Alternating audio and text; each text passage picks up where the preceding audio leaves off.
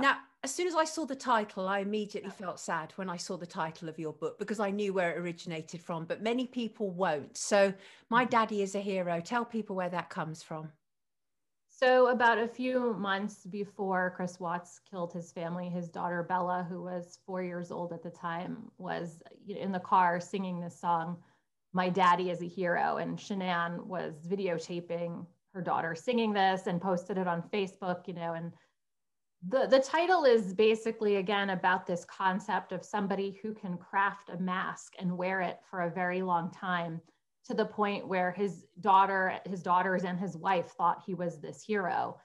And in fact, he was not at all. So it sort of encompasses this idea of how people can fool you. And again, back to the point of the book, I really wanted awareness around this type of person, who I think Chris Watts is probably the most dangerous type of person, because they're so hard to predict this type of behavior. So I just thought, is there anything that I can do to bring awareness to people, to say that, you know what, even do-gooders can have a dark side, and maybe there's a couple things that we can look for to help prevent something like this from happening in the future. So it was very much about my own mission to educate people, especially women, I think, who are often more victims to these types of relationships. Right. Now, of course, the primary account we have of what happened with Shanann, Nika, who she was carrying, and the two children, comes from Chris Watts himself. Do you think we can trust that version? I think we can, to an extent. It's so horrific. I don't think that somebody could just conjure up this entire lie.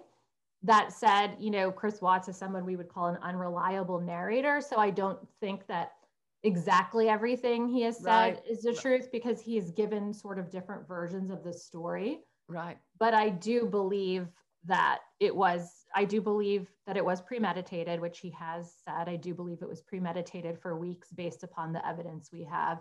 And I do believe that he tried to kill the girls before Shanann got home, by smothering them with the pillows. And then I do believe that they witnessed their mother being dragged down the stairs. And then I do believe we do have video evidence that he did pick the girls up. You can see the shadows from the security. Right. So we do know that they were alive, and law enforcement has confirmed that video to be accurate. So we do know that the girls were alive and in the car with their dead mother at their feet. Well, let's give some people, just in case, the background information of it. So the story, as we understand it, was on August the 13th, 2018, Shanann had returned from a weekend business trip. And according to Chris, they had an argument in the early hours of the morning about divorce, and that was when he strangled her. And again, according to Chris, Bella, the eldest girl, walked in as this was happening. He claimed he told Bella that Mummy was sick.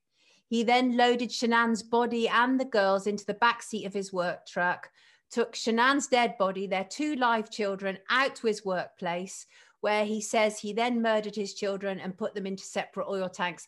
Even relaying that to you now makes me feel ill. So for it to be somebody's reality is astonishing to me. All the details that he shoved these little girls through a hatch that was only 8 inches in diameter, that he shoved his wife into a shallow grave with force. He was like laughing. He was not laughing. He was angry because, things weren't going according to plan. So that's sort of the background as we understand it.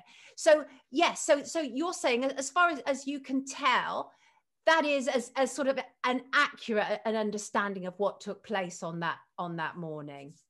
I believe so. I think the imagery, like you said, it's too real. And I don't know why he would lie in that way to make himself look bad. I think, especially because he lived his life portraying this, when he was a child, he was the good boy. When he was a grown man, he was, the good father, the perfect husband, all of these things. And so I don't see what he would gain by making himself look bad. In fact, I believe that his psychology in this is that he's confessing and repenting, looking for forgiveness and saying, look, see, I'm going to be honest with you. I'm going to give you these details.